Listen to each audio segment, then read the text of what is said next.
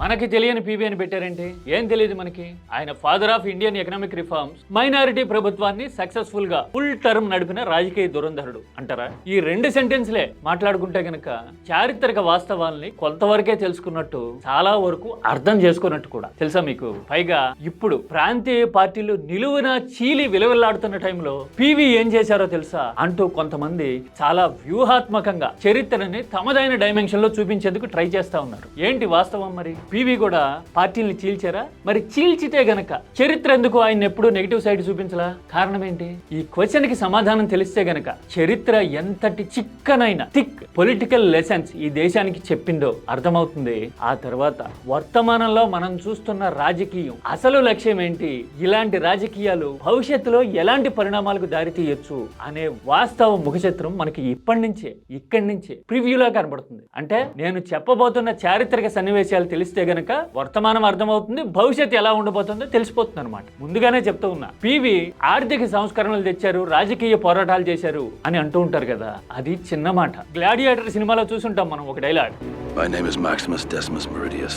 Yes, my name is Maximus అంటున్నాడు కదా. ఆ డైలాగ్ కి ముందు, ఆ డైలాగ్ తర్వాత ఆ గ్లాడియేటర్ ఎలాంటి పోరాటాలు చేస్తాడు? మృగాలతో పోరాడతాడు, ప్రత్యర్థులతో పోరాడతాడు, రాజ్యంతో పోరాడతాడు. అన్నిటికీ మించి ఆత్మ సంఘర్షణ, తనతో తాను ఫైట్ చేస్తాడు కదా. వీటన్నిటికీ మించిన ధీరోదాత్తమైన పొలిటికల్ పోరాటాన్ని పివి నరసింహారావు ఎలా చేశారో మనం మాట్లాడుకోబోతున్నాం. అన్నిటికీ మించి చరిత్ర ఎందుకు పీవీని నెగిటివ్ గా చూడలేదు అనే విషయాన్ని కూడా నేను చెప్పబోతున్నా. ఒక పొలిటీషియన్ కి, స్టేట్స్మెన్ కి తేడా ఏంటి అనే విషయం ఈ స్టోరీ తర్వాత మనకు అర్థమైపోతుంది. అందుకని చివరి వరకు చూడండి, ప్రతి డీటెయిల్ ని మిస్ కాకుండా చూడండి. మీరు నాతో విభేదిస్తే గనక ఫీల్ ఫ్రీ టు కామెంట్, మనం డిస్కస్ చేద్దాం.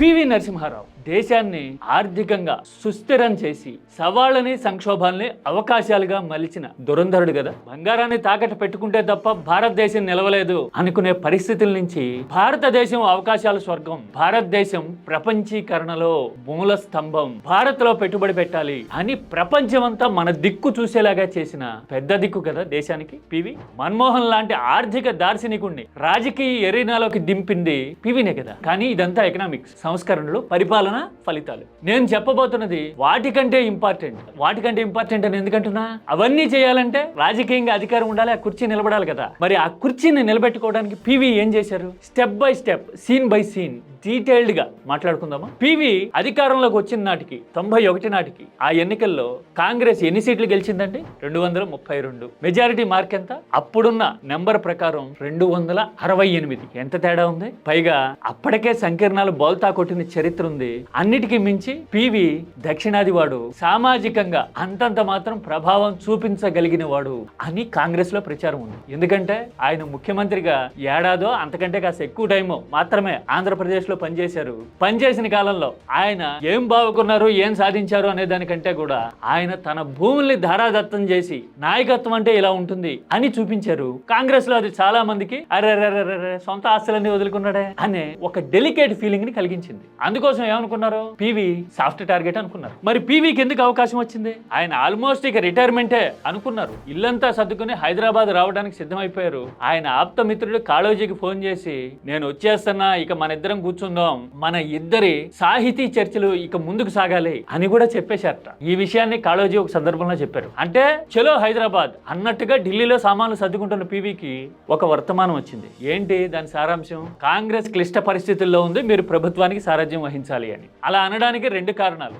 ఒకటి, కాంగ్రెస్ కు వచ్చిన 232 సీట్లలో ఎక్కువ భాగం, దాదాపు సగమో అంతకంటే ఎక్కువ, ఒక రవ్వ దక్షిణాది నుంచి వచ్చినాయి. ఆల్మోస్ట్ దక్షిణ రాష్ట్రాల్లో క్లీన్ స్వీప్ చేసింది కాంగ్రెస్. అందుకోసం ఒక దక్షిణ భారతీయుడు ఉంటే జస్టిఫికేషన్ ఇచ్చినట్టు అనేది అందులో మొదటిది.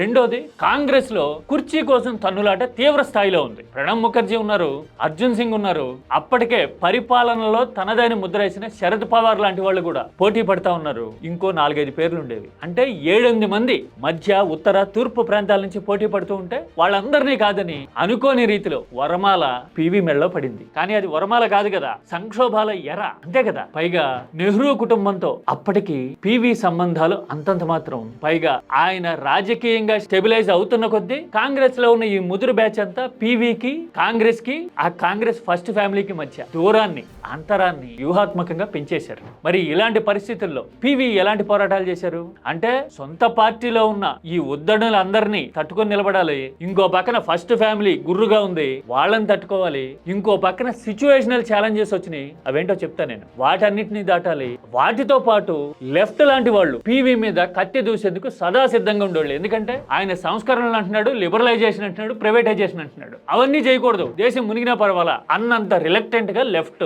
పివిని వ్యతిరేకించింది. మరి ఇన్ని సవాళ్లు కదా చుట్టుముట్టినాయి, అయినా సరే పివి ఎలా తట్టుకున్నారు మీకు తెలుసా? పివి పగ్గాలు అందుకున్న తర్వాత మొదటి 3 ఏళ్లు 91, 92, 93 ఈ 3 సంవత్సరాల్లోనూ ఆయనకి నో కాన్ఫిడెన్స్ మోషన్స్ ఎదురైనాయి, అవిశ్వాస తీర్మానాలు. అంటే ఆయన ప్రభుత్వాన్ని కూల్చాలి అని ఎవరో ఒకరు ప్రతిసారి ప్రతిపాదించిన వారే. 91, 92 2 తట్టుకున్నారు. 93 వచ్చేసరికి సిచ్యువేషన్ మారిపోయింది, దేశం మూడు మారింది. ఎందుకని? సంస్కరణలు ఎమ్మ రంజుగా సాగుతా ఉన్నాయి, ఇండియా వైపు ప్రపంచం చూడడం మొదలైంది. అట్ ద సేమ్ టైం పివిని ఎట్టి పరిస్థితుల్లో కూల్చాలి, ఇలాగే ఉంటే గనక ఆయన పేరు దేశ చరిత్రలో చిరస్థాయిగా నిలబడిపోతుంది అని రాజకీయం కత్తికెట్టింది. లెఫ్ట్ లీడర్ అజయ్ ముఖోపాధ్యాయ ఎవరో ఆయన మీద అవిశ్వాస తీర్మానం పెట్టారు. పెడితే ప్రపంచం అంతా ఎలా చూసిందో తెలుసా? ఒక చిన్న ఎగ్జాంపుల్ చెప్తా. This old man is in serious trouble అని అమెరికన్ మీడియా, న్యూయార్క్ టైమ్స్ లాంటి మీడియా కోట్ చేసింది అంటే పివి ఈజ్ గాన్ అని చెప్పడం కదా. అంటే ఆయన మొదలుపెట్టిన పనులన్నీ అన్ఫినిష్డ్ గా ఉండిపోతాయి, రాజకీయం తిరగబెట్టింది ఇండియాలో, కుప్ప కూలబోతా ఉంది పివి ప్రభుత్వం అని ప్రపంచం రూల్డ్ అవుట్ చేసింది ఆల్మోస్ట్ పివిని. కానీ ఆయన మాత్రం ఏం చేశారు? ఎస్, ఇక్కడే రాజకీయ దురంధరుడు బయటకు వచ్చాడు పివిలోంచి. ఆయన సుబ్రహ్మణ్య స్వామికి ఫోన్ చేసి, ఇది ఇప్పటికీ కాంట్రవర్షియల్ ట్వీట్లతో సెగబుట్టిస్తూ ఉంటాడు కదా ఆయనే, సుబ్రహ్మణ్య స్వామి, జనతా పార్టీ, ఆయనకి ఫోన్ చేసి I don't like this minority tag అని చెప్పి, నువ్వు గతంలో చాలా చేసావు, ఇప్పుడు నా కోసం కూడా చెయ్యి, కాపాడు అని అడిగారట పివి. అడిగితే కాపాడడానికి ఏముంది, కాపాడొచ్చు, కానీ you have to pay the price for that అని తాను పివితో చెప్పాను అని సుబ్రహ్మణ్య స్వామి ఆన్ ద రికార్డ్ ఈ మధ్యన కోట్ చేశారు. ఆ కాల్ తర్వాత దేశ రాజకీయం ఎలా మారిందో తెలుసా? చాలా పార్టీలు చీలికలు పీలికలు అయిపోయినాయి. అందులో ముఖ్యంగా 3 గురించి చెప్పుకోవాలి. మన రాష్ట్రంలో ఉన్న తెలుగుదేశం కూడా అందులో ఒకటి. విజయ్ కుమార్ రాజా ఎవరు? ఆయన కాంగ్రెస్ కి మద్దతు ప్రకటించి టీడీపీ పార్లమెంటరీ పక్షాన్ని చీల్చారు కదా, ఇది మొదటిది. ఇప్పటికీ కొంతమంది అంటూ ఉంటారు, నంద్యాలలో పివిని గెలిపిస్తే ఆయన టీడీపీనే చీల్చారు అని చెప్పి వీరావేశంతో మాట్లాడుతుంటారు. నంద్యాలలో ఎందుకు మద్దతు ఇచ్చింది టీడీపీ? రాష్ట్రంలో కాంగ్రెస్ ప్రభుత్వం ఉంది, టీడీపీ బలం బలగం అంతంత మాత్రంగా ఉంది, అందుకని ఆత్మగౌరవం అని అడ్వాంటేజ్ తీసుకోవచ్చు, అందుకోసం పివికి మద్దతు ఇచ్చింది. ఒకవేళ టీడీపీ పోటీ చేసినంత మాత్రాన పివి విజయాన్ని అడ్డుకోగలిగే వాళ్ళ? లేదు కదా, అందుకోసం మద్దతు ఇచ్చారు. కాకపోతే టీడీపీ మద్దతు ఇవ్వడం వల్ల మెజారిటీ పెరిగి రికార్డు స్థాయికి వెళ్ళింది, అంతే, ఇది వాస్తవం. ఇక రెండోది ముఖ్యమైనది, చీలిపోయిన పార్టీ జనతాదళ్. అజిత్ సింగ్ ఇప్పటికే కనపడుతుంటారు కదా మనకి రాజకీయాల్లో. అజిత్ సింగ్ నేతృత్వంలో జనతాదళ్ నిలువునా చీలి 20 మంది వచ్చి పివితో కలిశారు. అంటే అమాంతం స్టెబిలైజ్ అయిపోయినట్టే. 20 మంది వచ్చారు అంటే ఆ 232 బలం 252కి పెరిగినట్టు కదా, దాదాపుగా గట్టెక్కినట్టే. కానీ చిన్నా చితికా పార్టీలు కావాలి కాబట్టి టీడీపీ చీలింది. టీడీపీతో పాటు మరో పార్టీ చీలింది, జేఎంఎం. ఆ జేఎంఎం తుఫాన్ అప్పట్లో రేడియోలో నాలాగా వార్తలు విన్న వాళ్ళకి చాలా మంది గుర్తుంటుంది. జేఎంఎం ముడుపుల కేసులో ప్రధాని హోదాలో పివి విచారణకు హాజరయ్యారు అని చదివి ఉంటాం కదా, వినుంటాం కదా. కారణం ఏంటి? ఇప్పుడు జార్ఖండ్ ముఖ్యమంత్రి ఉన్నారు కదా హేమంత్ సోరెన్, ఆయన తండ్రి శిబు సోరెన్, ఆయనే కదా జేఎంఎం ని స్థాపించింది. ఆయన పివికి మద్దతు ఇవ్వాలి అనుకుంటే కొంతమంది వ్యతిరేకించారు, అయినా సరే ఆయన పివితో నిలబడ్డాడు. నిలబడ్డానికి ఒక రేట్ ఉంది అని చెప్పి శైలేంద్ర మెహతో అనే ఆయన ఆరోపణలు చేశాడు.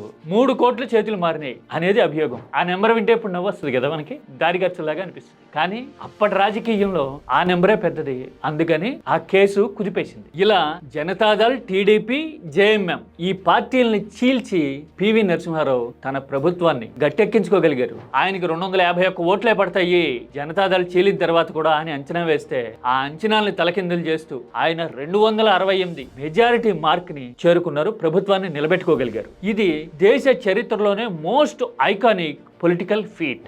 అలాగే విశ్వాస పరీక్ష నెగ్గిన తర్వాత మధ్యప్రదేశ్, రాజస్థాన్, హిమాచల్ ప్రదేశ్ ఇలా వరుసగా అసెంబ్లీ ఎన్నికల్లో కాంగ్రెస్ గెలిచింది. ఇదిగో అప్పట్లో మ్యాగజైన్స్ ఇలా రావుస్ రివైవల్ అని ప్రత్యేకంగా ప్రస్తావించడం చరిత్రలో కనపడుతుంది. మరి ఇన్ని పార్టీలను చీల్చినా గానీ దేశం ఎందుకు నెగిటివ్ గా జడ్జి చేయదు? చరిత్ర కూడా ఇప్పటికీ పివి పార్టీలను చీల్చేశారు అని ఎందుకు మాట్లాడదు?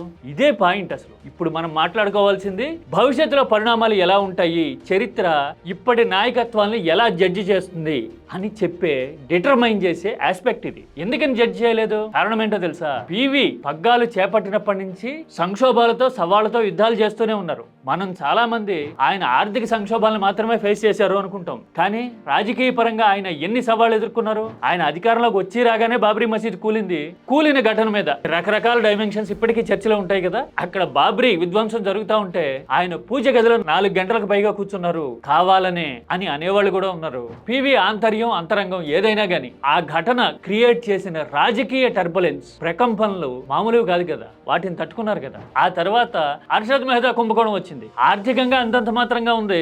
ఇండియన్ ఇండస్ట్రియలైజేషన్ ని ప్రపంచం నమ్మలేని పరిస్థితిలో ఉంది. ఈ లోపల స్టాక్ మార్కెట్ కుంభకోణం అంటే ఎంత తలవంపులు. పైగా ఆర్థిక కోణాలు ఉన్నాయి ఇందులో. ఇంకేముంది, పివి ప్రభుత్వం కూలిపోయింది అన్నారు. పైగా జైలు నుంచి బెయిల్ మీద బయటకు వచ్చిన అర్షద్ మెహతా తాను పివికి ₹1 కోటి లంచం ఇచ్చానని ఆరోపణ చేశాడు. అప్పుడు ఓపెన్ గా చూడండి అప్పుడు పరిస్థితులు ఎలా ఉండేవో. అంటే దేశ నాయకత్వానికి వ్యతిరేకంగా మాట్లాడే వాళ్ళకు కూడా బెయిల్ వచ్చేవి. అంటే వ్యవస్థలు స్వతంత్రంగా పనిచేసేవి అనమాట. అదొకటే కాదు కదా ఇక తెలుసుకోవాల్సింది. నేరుగా ప్రధాని మీద ఒక నిందితుడు ఎలిగేషన్స్ చేశాడు. ఆ ఎలిగేషన్స్ తట్టుకోవడం పివికి తలకు మించినంత పని అయింది. ₹1 కోటి కోసం ప్రధాని ఇలా లాలూచీ పడ్డారు అని అర్షద్ మెహతా అంటే లేదు అని ప్రధాని నిరూపించుకోవాల్సిన పరిస్థితి. చూడండి దేశంలో వ్యవస్థల బలం ఎంతగా ఉంది అనేది ఆ విషయం చెప్తుంది కదా. అంటే అందరికీ సమాన అవకాశాలు ఉండేవి. మీరు పదవిలో ఉన్నంత మాత్రాన మీరేం గొప్ప కాదు అని నిరూపించే పరిణామం ఒక రకంగా ఇది. ఇలాంటి ఛాలెంజెస్ ని దాటారు. రాజకీయంగా తనని తాను దృఢపరుచుకునేందుకు, నిలబెట్టుకునేందుకు ఆ 93లో పార్టీల్ని చీల్చి ఇక తిరుగులేదు, ఇది మైనారిటీ ప్రభుత్వం కాదు, మెజారిటీ ఉన్న ఎదురు దెబ్బల్ని తట్టుకొని నిలబడిన ప్రభుత్వం అని దేశానికి చాటి చెప్పారు కదా. ఆ తర్వాత 2 ఏళ్లలో ఆర్థిక సంస్కరణల ఫలితాలు చేతికి రావడంతో పాటు దేశంలో జరిగిన ట్రాన్స్ఫర్మేషన్ చూస్తే గనక, తెలిస్తే గనక వా నిజమైన పనితీరంటే ఇలా ఉంటుందా. సమర్థుడైన ఆర్థిక మంత్రి, తెలివైన ప్రధానమంత్రి, ఈ కాంబినేషన్ మన్మోహన్ సింగ్, పివి నరసింహారావు, ఈ కాంబినేషన్ దేశాన్ని తరతరాలు నిలబడేలాగా ఇలా తలెత్తుకుని చూసేలాగా ప్రతిష్ఠించారనమాట ప్రపంచ పటంలో అని మనకు అర్థమవుతుంది. అంతే కదా. పైగా పివి మాట తీరు గాని, వాక్చాతుర్యం గాని, అన్నిటికీ మించి ఆయన భాషలో ఉండే స్వచ్ఛత గాని ఎలా ఉండేవో నేను ఒక సందర్భాన్ని కోట్ చేస్తా. ఆయన పదవీ కాలం దాదాపు పూర్తయిపోయింది 95 ఆగస్టు 15. ఆయన ఎర్రకోట నుంచి చేసిన ప్రసంగం ఇప్పటికీ యూట్యూబ్ లో దొరుకుతుంది, మీకు చూడండి. గట్టిగా 50 నిమిషాలేమో ఉంటుంది. అందులో పివి వాడిన శుద్ధ హిందీ చూస్తే ఉత్తరాది వాళ్ళు ఆయన దగ్గర పాఠాలు నేర్చుకోవాలనిపిస్తుంది. या तो पहाड़ी इलाके होंगे या रेगिस्तानी होंगे या आदिवासी होंगे, गरीबी हटाने. ఓన్లీ భాషా భావుకత మాత్రమే కాదు, ఆయనలో కనిపించిన చిత్తశుద్ధి అంటే కమిట్మెంట్, ఏ స్థాయిలో దేశం కోసం ఆయన నిలబడ్డాడు అనే విషయాల్ని ఆయనే స్వయంగా అందులో ప్రకటించినట్టుగా వినపడుతుంది, కనపడుతుంది ఆ ప్రసంగం. 8,000 करोड़ खर्च किए थे ग्रामीण विकास पर. ఆ తర్వాత కాంగ్రెస్ ఫస్ట్ ఫ్యామిలీ ఆయన మీద ఎంత కక్ష సాధింపులు చేయాలనుకున్నా, కత్తి గట్టినా, కుప్పకూల్చాలనుకున్నా గానీ చాలా పథకాలకి, ఆలోచనలకి క్రెడిట్ ఆయన రాజీవ్ గాంధీకి ఇచ్చారు. ఆ స్పీచ్ లో రాజీవ్ తనతో స్వయంగా చెప్పారని, ఆడబిడ్డల చదువు కోసం, గ్రామీణ ప్రాంతాల్లో సౌకర్యాల కోసం ప్రత్యేకంగా ఫలానా నిర్ణయం తీసుకున్నా అని పివి చెప్పిన సందర్భాలు అందులో 2-3 ఉంటాయి 50 నిమిషాల్లో. అంటే ప్రతిదానికి అడ్వాంటేజ్ ఉంటే క్రెడిట్ తాను తీసుకోవాలి. పైగా పార్టీకి ప్రయోజనం ఉండాలి, తాను క్రెడిట్ తీసుకుంటే తనకే వస్తుంది, అదే రాజీవ్కి ఇస్తే గనక కాంగ్రెస్ లాభపడుతుంది అని రాజనీతిజ్ఞతతో ఆలోచించిన ధీరత్వం పివిది. ఆ తర్వాత ఇదే ప్రసంగంలో ఆయన చెప్పిన అంకెలు చూస్తే ప్రభుత్వ పనితీరుని ఆత్మ విమర్శతో, అన్నిటికీ మించి ప్రాక్టికాలిటీతో ఎంత జడ్జిమెంటల్ గా మాట్లాడారు పివి అనేది మనకు అర్థమవుతుంది. ఇవాళ రేపట్లో చూస్తున్నాం కదా, దొల్ల విధానాలు తీసుకొచ్చి ప్రచారాలు చేసి ఫెయిల్యూర్ వస్తే గనక ఎదురుదాడి చేసి 60 ఏళ్ల కిందట ఎప్పుడో కాలగర్భంలో కలిసిపోయిన వాళ్ళ మీద ఆరోపణలు చేసే నాయకత్వాన్ని చూస్తూ ఉన్న టైంలో పివి ప్రసంగాన్ని చూస్తే గనక సచ్చీలత అంటే ఎలా ఉంటుందో మనకి కళ్ళ ముందు నిలబడి మాట్లాడుతున్నట్టుగా అనిపిస్తుంది. కావాలంటే మీరు చూడండి. ఆ తర్వాత ఈ ప్రసంగం ఎందుకు చూడాలో తెలుసా? యూనిఫామ్ సివిల్ కోడ్ లాంటి విషయాల్ని పరోక్షంగా, వ్యూహాత్మకంగా పివి అందులో కోట్ చేశారు అని ఇంటర్ప్రెట్ చేసే రాజకీయ భావజాలం కూడా ఉంది. అందుకోసం మీకు టైం ఉంటే, ఓపిక ఉంటే గనక ఈ ప్రసంగం చూడండి, మెస్మరైజ్ అవుతారు. పివి మీద నమ్మకం, అమాంతం మరింత పెరుగుతుంది. ఇవంతా చూస్తే ఏమనిపిస్తుంది? పివి ఆర్థికంగా దేశానికి పిల్లర్లేసి ఫర్ ఎవర్ నిలబడేలాగా బలపరిచారు. రాజకీయంగా గ్లాడియేటర్ను మించిన పోరాటాలు చేసి 5 ఏళ్లు సంక్షోభాల నుంచి గట్టెక్కి దేశానికి దారి చూపించారు. మరి ఇలాంటి పివిని కాంగ్రెస్ నాయకత్వం ఎలా ట్రీట్ చేసింది అనే విషయం మనందరికీ తెలిసిందే కదా. అదొక ఎత్తైతే పీవీని చరిత్ర ఎందుకు పాజిటివ్ గా ట్రీట్ చేసింది, పార్టీలు చీల్చారు అని నెగిటివ్ ముద్ర ఎందుకు వేయలే పీవీ మీద? ఇది అసలు పాయింట్. ఇప్పుడు తెలుసుకోవాల్సిన point, need of the hour ఇది. ఎందుకో తెలుసా? ప్రతి మనిషి, ప్రతి నాయకుడు, ప్రతి లీడర్ తమ జీవిత కాలంలో, తమ పదవీ కాలంలో కొన్ని గీతలు గీస్తారు. అంటే పనితీరు అనమాట. కొన్ని చిన్న గీతలు ఉంటాయి, కొన్ని పెద్ద గీతలు ఉంటాయి. Over a period of time, ఆ జీవిత కాలమో పదవీ కాలమో పూర్తయిన తర్వాత వెనక్కి తిరిగి చూస్తే ఏ గీత పెద్దదిగా ఉంది అనే దాన్ని బట్టి వాళ్ళని చరిత్ర ఎలా జడ్జి చేస్తుంది అనేది డిసైడ్ అవుతుంది. నేను చెప్పింది కరెక్టేనా కాదా? మరి పీవీ గీసిన గీతలు ఎలాంటివి? ఆయన గీసిన గీత కేవలం నార్మల్ గీత కాదు కదా, భారత భాగ్యరేఖ, ఆర్థిక సంస్కరణలు అనే భాగ్యరేఖ. అందుకోసం పీవీ పేరు చెప్పగానే ఆ భాగ్యరేఖే గుర్తొస్తుంది. ఆయన పనితీరుకి సెల్యూట్ చేయాలనిపిస్తుంది. మరి అలా పని చేయాలి అంటే రాజకీయంగా స్టెబిలైజేషన్ కావాలి కాబట్టి అలా చేశాడు అని చరిత్రే సమాధాన పడింది. అందుకోసం పీవీని ఎవరు బ్లేమ్ చేయలేరు. ఇప్పుడే కాదు, 3 దశాబ్దాల తర్వాతే కాదు, ఎన్ని శతాబ్దాల తర్వాత అయినా సరే ఇదే వాస్తవం. కానీ పార్టీలు చీల్చి కేవలం రాజకీయ పబ్బాలే గడుపుకొని ఆర్థికంగా దేశాన్ని దెబ్బతీసి ఆ నష్టాన్ని జనం నెత్తిన రుద్ది ఎప్పుడో 6 దశాబ్దాల కిందట అస్థికలుగా మారి అలహాబాద్లో కలిసిపోయిన వాళ్ళకు కూడా ఈ మకిలి మసి అంటిస్తే గనక టైం జడ్జి చేస్తుంది. భవిష్యత్ అలాంటి జడ్జిమెంట్ని చూపిస్తుంది. చరిత్రలో రాజకీయాలు మాత్రమే చేసి సొంత ప్రయోజనాల కోసం మాత్రమే పాకులాడిన పరిస్థితి ఏంటి అనేది మనం ఫ్యూచర్లో చూస్తామేమో బహుశా. అందుకోసమే ఈ సందర్భంగా last but not the least నేను పీవీ అనుంగు సహచరుడుగా ఉన్న మన్మోహన్ సింగ్ కోట్ని మరోసారి ప్లే చేస్తున్నా. History will be kinder to me. History will be kinder to me అన్నాడు కదా ఆయన. ఎంత హంబుల్ మ్యాన్. దేశం కోసం ఇంత తపన పడిన వాళ్ళు హిస్టరీ మా మీద దయించాలి అని ప్రాధాయపడినట్టుగా మాట్లాడడం అనేది వాళ్ళ నిబద్ధతకి, నిజాయితీకి, సచ్ఛీలతకి నిదర్శనం. అలా కాకుండా హిస్టరీని మాకు తగ్గట్టుగా వక్రీకరించుకుంటాం అనే వాళ్ళ విషయంలో అసలైన జడ్జిమెంట్ అనేది కాలం ఇస్తుంది. అవునా కదా? నేను చెప్పిన ఈ డేటాతో కానీ, ఈ ఆర్గ్యుమెంట్తో కానీ, ఈ లాజిక్తో కానీ మీరు ఏకీభవిస్తారా, విభేదిస్తారా? ఏది చేసినా కానీ కామెంట్ చేయండి. సబ్జెక్ట్ ఓరియంటెడ్గా మాట్లాడండి, డిస్కస్ చేద్దాం.